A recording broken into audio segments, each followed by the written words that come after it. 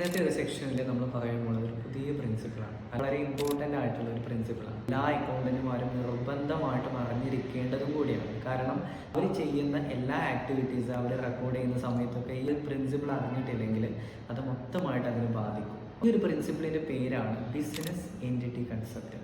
എന്ന് വെച്ചാൽ ബിസിനസ് എന്ന് പറയുന്നതും അതിൻ്റെ ഓണർ എന്ന് പറയുന്നതും രണ്ട് വ്യക്തികളായിട്ടാണ് നമ്മൾ കാണുന്നത്.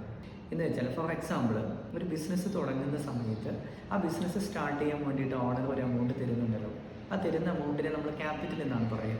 ഈ തരുന്ന ഈ ഒരു എമൗണ്ട് ബിസിനസ്സിനെ സംബന്ധിച്ചിടത്തോളം ഒരു കടം വാങ്ങുന്ന പോലെയാണ്. എന്ന് വെച്ചാൽ ബിസിനസ് വേറെ പേഴ്സൺ അല്ലേ, അയാൾ ഓണർ എന്ന് പറയുന്ന ഒരാളുടെ കയ്യിൽ നിന്ന് ഒരു എമൗണ്ട് കടം വാങ്ങാണ്. ഈ എമൗണ്ട് ഓണർ റിട്ടേൺ ചെയ്യാൻ പറയുകയാണെങ്കിൽ ഈ ഫണ്ട് നമ്മൾ എന്ത് ചെയ്യേണ്ടി വരും? തിരിച്ചു കൊടുക്കേണ്ടി വരും. അപ്പോൾ ഒരു അക്കൗണ്ടൻ്റ് എപ്പോഴും ബിസിനസ്സിൻ്റെ ഭാഗത്തു നിന്നാണ് എന്ത് ചെയ്യേണ്ടത്? എല്ലാ കാര്യങ്ങളെയും നോക്കിക്കാണേണ്ടത്.